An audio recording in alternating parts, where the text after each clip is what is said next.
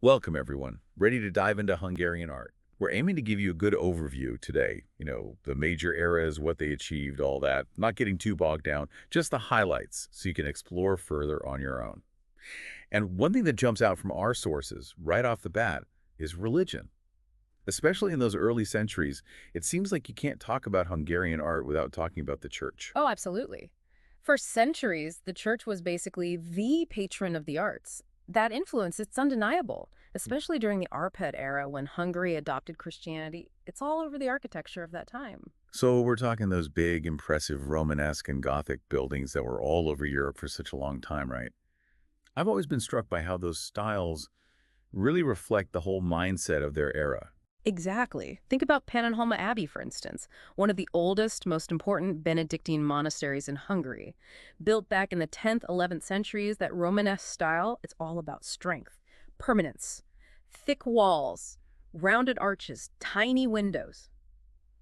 It's like a fortress of faith, a real testament to how powerful the church was. And it's still standing today. Makes you wonder what those walls have seen. Then, as we move into the 13th century, Gothic starts to rise up. Matthias Church in Buda, that's a prime example, isn't it? All those soaring arches, the details, the stained glass. It's quite a shift from that heavier Romanesque feel. It is. Romanesque was all about being solid, grounded, but Gothic, it reaches for the heavens, meant to inspire awe, that spiritual feeling. It's funny, the term Gothic, it was actually an insult at first, right? Like later on, our historians used it to describe the style. But originally, it was a dig. They thought it was barbaric, not like the classic forms at all. True. It shows how tastes change, even with something as lasting as architecture. But those buildings, they tell us so much about the people who built them, what they believed, what was important to them. Speaking of what they created, our sources mention some pretty captivating artworks that have survived from this time. St. Stephen's Coronation Mantle, for example, it's described as a real masterpiece. It's more than just clothing. It's like this powerful symbol of Hungary as a nation. Kings wore it for centuries, so it represents tradition, continuity. The craftsmanship, the embroidery, it's incredible, really shows how skilled those artisans were. I bet it's amazing to see it in person, to feel all that history in the fabric. The horses also talk about that equestrian statue of St. George from the 14th century. Sounds like a real standout piece, showing what they could achieve artistically back then. Absolutely. It shows that strong religious influence in Hungarian art, especially in that period. But it's important to remember Hungarian art is way more diverse than just these early religious works. Right, not just churches and statues. Looking ahead at what we've got, there are mentions of palaces, gardens, even hints of playfulness, romance in those later periods. Exactly. Hungarian art's been super intertwined with what was happening in European art movements, influencing them, being influenced by them. It's fascinating back and forth. Ooh, I'm already intrigued. So are we about to get into those fancy palaces and charming gardens then? Tell me more. We are. But first, let's step back a bit, look at the transition from medieval times to the Renaissance. That shift, it really changed how people thought, which had a huge impact on art and architecture everywhere. And Hungary, it was no exception. All right, let's unpack this Renaissance revolution then. See how it shook things up in Hungarian art? I'm ready for the grand tour. Well, revolution's a good word for it. I mean, the Renaissance wasn't just about art, right? It was this whole new way of looking at the world, swept through Europe, people rediscovering all that ancient knowledge, the beauty of Greece and Rome, and it really emphasized human potential, like what humans could achieve. Yeah. Huge change from before, and that had to affect the arts, especially compared to that purely religious focus of the Middle Ages. So less about cathedrals, more about like what Michelangelo's sculptures, Da Vinci's paintings, Yeah. celebrating the human form, broader range of subjects. You got it. Mythology, history, portraits, all that became big. And this energy wasn't just an Italian thing, it spread everywhere, influencing artists, patrons, the whole scene. So how this Renaissance spirit land in Hungary? Did they jump right on board or was there some resistance? Well, Hungary had its own thing going on. The Ottoman Empire, that was a big threat down south, so there was this tension. Embrace new ideas, but hold on to traditions too. But the Renaissance, it definitely got in there, especially in architecture. You start to see these palaces, grand residences, showing off not just religious power anymore, but the power of secular rulers too. Not just churches and monasteries now. So these palaces, were they like a way for Hungarian nobles to show off their wealth, how important they were? I'm thinking kind of like those French chateaux. You're in the right ballpark. The Esterhazy Palace, that's a perfect example. Built in the 18th century, and it's pure Baroque style, which was super trendy back then. Ah, Baroque, all that grandeur, the drama, all those incredibly detailed decorations. I can picture those fancy gardens, fountains, statues everywhere. Must feel like walking into a work of art itself. But how did Baroque fit with all those Renaissance ideas we were talking about? They seem kind of different.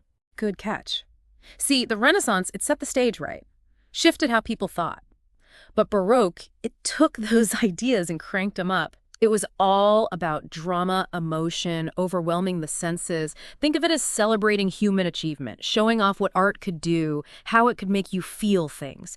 And the Esterhazy Palace, those over-the-top interiors, the gardens, that's the Baroque aesthetic right there, finding a home in Hungary. So it's like taking those Renaissance ideas, humanism, beauty, and just going all out, like go big or go home, but for art. Mm. Makes sense if you're a ruler trying to show everyone how powerful you are. You nailed it. Baroque was all about making a statement. And the Esterhazy Palace, it definitely does that.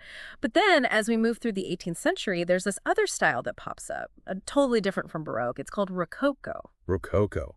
Sounds almost kind of whimsical. Mm. I'm picturing pastels, delicate stuff, a more playful elegance. Was this like a pushback against all that heavy, dramatic Baroque? Exactly. Think of it this way. Baroque was a big opera, right? Rococo is like a chamber music concert, smaller, more intimate. So imagine you at this fancy ball at Esterhazy Palace, surrounded by all that Baroque grandeur.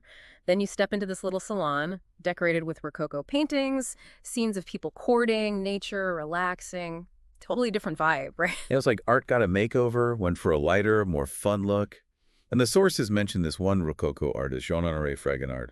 His work was a hit, apparently, even got turned into engravings.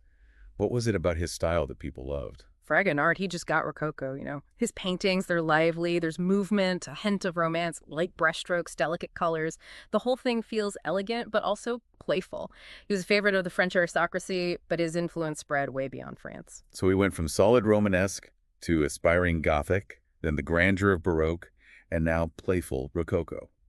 Amazing how Hungarian art took all those European styles and made them its own. It is. And that mix, outside influences blending with how Hungarians express themselves, that's one of the coolest things about studying their art. It wasn't just copying, it was adapting, taking those styles and making them reflect Hungarian tastes, their values, what their lives were like. That makes me wonder, after trying all these styles, did Hungarian art keep following European trends? Or did it branch out, do its own thing? Yeah, that's a great question. Did they stick with what everyone else was doing, or did they go their own way? Well, it's kind of like Hungarian art never stopped evolving, like a river always flowing, picking up new things along the way, right? Yeah. So it was shaped by what was happening in Europe, but it also developed its own unique character. So it's taking in those outside forces, also carving its own path. Makes sense. It's like those strong currents of the Danube flowing right through the heart of Hungary. And just like that river shaped the land, Hungarian art shaped the country's culture. We saw how they took inspiration from those big European styles, Romanesque, Gothic, all that.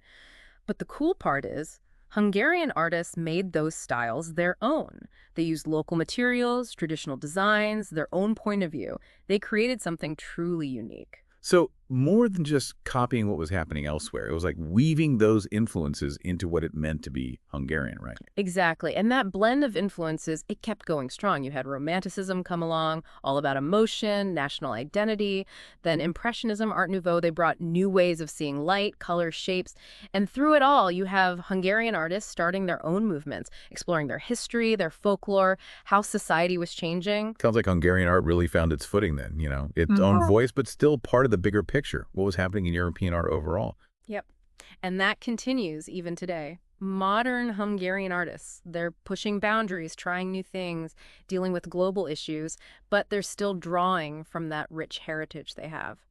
So, yeah, our deep dive focused on those key periods, but it's important to remember, Hungarian art, it's alive, it's moving, that conversation's still happening.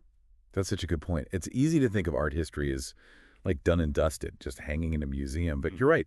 It's always changing, always being reinterpreted. And now our listeners have a starting point to explore those later periods, see how things evolved. Maybe they'll find an artist, a movement that really speaks to them. Exactly. Think of it like this. We've given you the appetizer. Now the main course, the dessert, those are out there waiting. What are you curious about? What stories do you want to uncover? That's the beauty of art. There's always something new to discover. Well said. Mm. So that wraps up our whirlwind tour of Hungarian art history. From those early Romanesque buildings to the playful side of Rococo, and even a peek at what came after. It's been quite a journey. It has.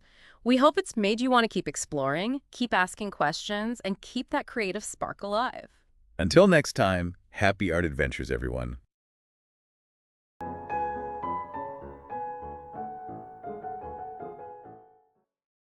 Our podcast discussions are based on our ebook, Hungary's Hall of Fame in a Nutshell: History, Literature, Art, Music, Science, Sport.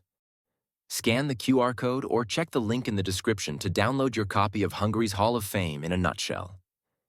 As a special bonus, you'll also receive the Illustrated Companion, featuring over 100 detailed illustrations to visually enrich your understanding of the book's content. Thank you for watching.